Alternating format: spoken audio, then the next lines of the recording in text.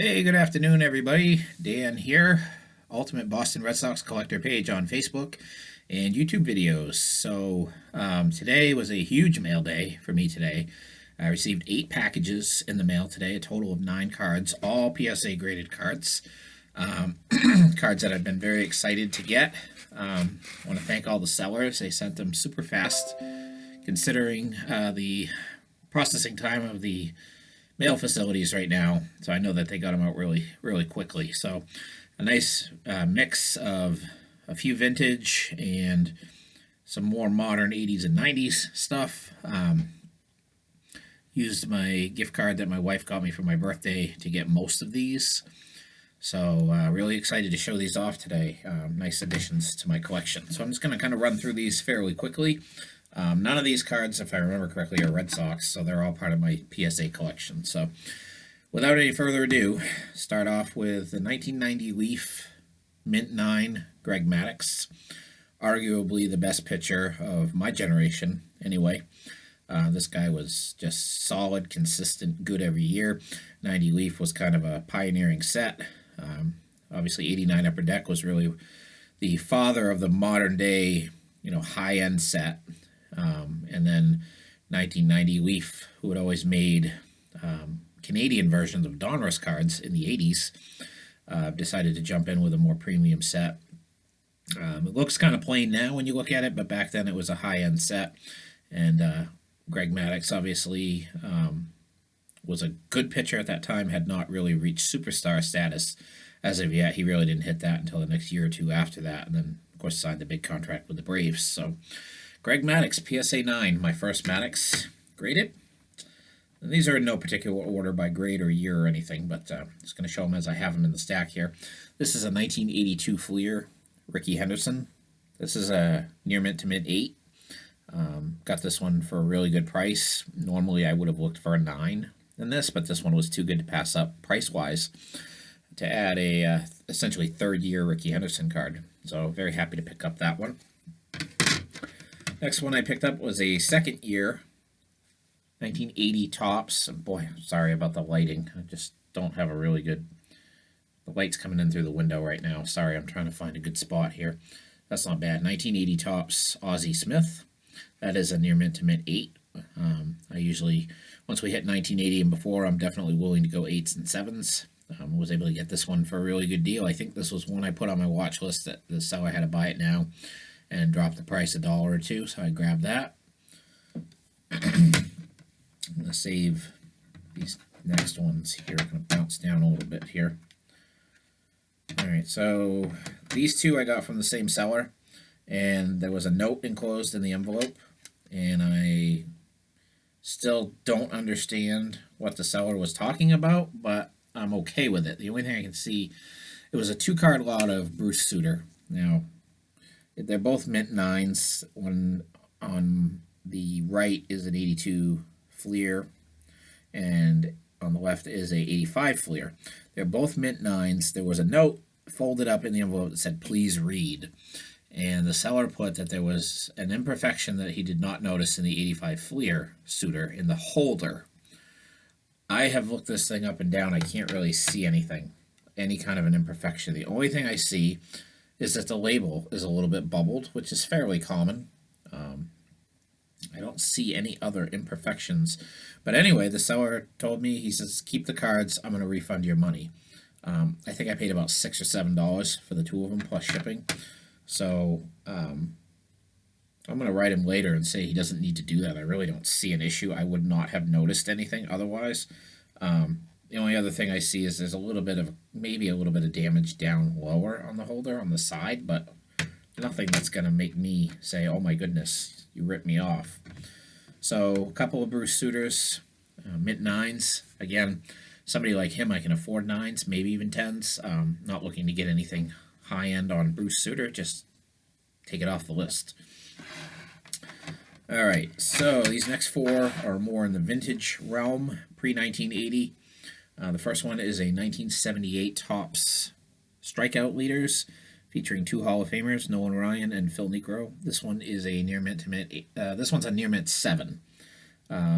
So looks really sharp. It's off-centered. Right to left, it's about 75-25 centering wise. That's probably why the grade is so low. It probably would have been an 8 if it was a little bit better centered, and maybe even a 9 because the corners are pretty sharp on it. The bottom right corner does appear to have a little bit of a ding in it. But I'm good with a near mint 7 to get 2 Hall of Famers on the same card. I think personally that league leader cards like this that feature multiple Hall of Famers are going to be at some point going to take a rise as more people are trying to complete PSA set registries and things. It's a good way to knock off multiple players. There are some cards from the 60s and probably even from the 70s that have 3 or 4 Hall of Famers on them. So I think that's a really good way to get a nice card in a high grade for a pretty low price, my opinion. But anytime I can get multiples on a card, I'd showed my 77 O-Pee-Chee, Nolan Ryan, and Tom Seaver last week. Anytime I can get multiple Hall of Famers on one card in a 7 for the price I paid for this, absolutely. I will do it every time. Excuse me, I got a little frog in my throat here. All right, 72 Topps next. This is an Excellent Mint 6 rather, of Hall of Famer Lou Brock. Like this card, love 72 cards. For some reason, I've always been a big fan of those. That's an Excellent Mint 6. Again, it looks like it's off center top to bottom a little bit. This left to right centering is off. It's probably about 60-40. Excellent Mint 6. Solid card of a underrated Hall of Famer. A lot of people think Lou Brock, he stole a lot of bases. Well, he's also a 3,000 hit guy, so he could hit the ball too. So happy to add a nice 72 Lou Brock to my collection. Excellent Mint 6. All right, and then going back a little bit further, one of those, this guy played for the Mets. Well, yes, Mr. Duke Snider, 1964. A young Mets team, came up in 62. Picked this guy up to try to be a veteran on the team. This one grades out an excellent 5. Based on the condition of the Frank Robinson I showed in my video last night, that was a VG excellent 4. To me, my Robinson looks better than this card by quite a bit, and this one graded a 5. Still a nice card of Duke Snider. Might be his last Topps card. I'm not 100% sure on that. I'd have to look back. I'm trying to think in my head of a picture of a 65 Topps or a 66, and I can't picture one of Duke Snider. I could be wrong. I'm not a vintage expert by no means. I used to be, but definitely don't remember everything anymore. But Duke Snider, nice 64 Topps, VG, excellent number 5, or excellent grade 5. And my last one here, I showed a card of this guy yesterday that I got in a Mint 9 of a Hall of Fame card that was made back in the early 80s, 1980. And I mentioned that he was one of my favorite players growing up, and I always wanted to own some of his cards, and I don't think I ever did. But I got my hands on that one, and then this one was the one I spotted and saw that when I looked at it, it had a few hours left and didn't have a lot of bids, and the price was still very reasonable, and I ended up jumping on it. The price went up at the end, but I held on to win it. This is a 1954 Bowman, Roy Campanella. That one is a VG Excellent 4. Again, when I compare this card to the Frank Robinson I showed yesterday, that was the one card out of the 3 that I got, and rightfully so, that got the most comments. People said it was a nice-looking card, and I agree. I think it grades way better than a 4. This one also a 4. When I look at this card, this one definitely has more corner wear, more edge wear. Beautiful picture. Love that imagery. 54 Bowmans were never really my favorite issue, but all vintage cards have grown on me in the last couple of years as far as their appearance and their photography, but this is a great Brooklyn Dodger. Roy Campanella, another nice ad for the collection. Again, a VG Excellent 4. Thrilled to get this one. This is the most I've spent on a PSA graded card so far. And it still isn't a terribly large amount of money. I think I got a good deal on it. Again, I bought the player, I bought the card, not the grade. And that's what I've been thinking about as I go further back in vintage.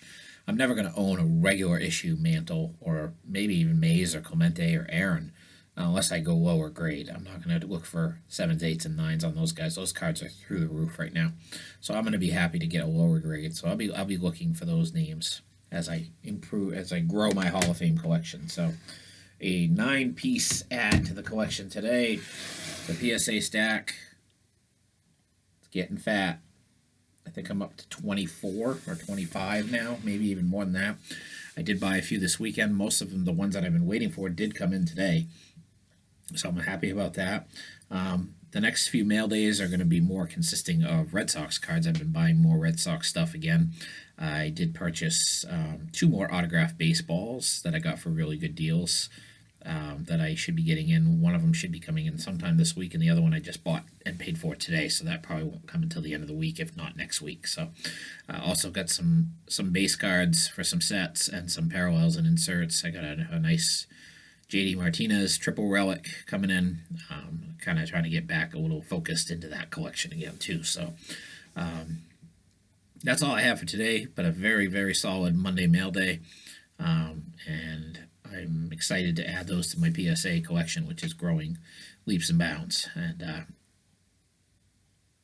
tomorrow I'm going to try to show a video of my McFarlane collection.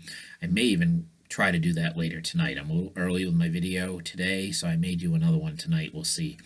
We'll see how time and the rest of the evening presents itself. So that's what I got for right now. Thanks everybody who's subscribed, who's watching, who's commenting. I really appreciate it. I feel like I've made a bunch of new friends within the community, and I hope to continue to do that. I'm going to continue to watch other people's videos and comment and try to, get more viewers for my channel. But I'm happy at the progress I'm making, and I hope that everybody who is watching is enjoying my content. The comments seem to be telling me that. I know my videos aren't very fancy. I don't have the fancy intros and transitions and things. I've decided I'd rather spend my time making, boring, if you will, videos, but keeping my content, keeping things moving, always having new videos. I feel like I'm more successful doing that than spending a lot of time trying to figure out all this editing software and things. For now, I'll dabble in it more down the road. But for now, I'm happy with what I'm doing, and we'll continue to try to just get new people watching. So thank you everybody out there in the community. I hope everybody's staying safe. That's all I have for today. Everybody enjoy the rest of your Monday, and we will see you either tonight or tomorrow. Thanks.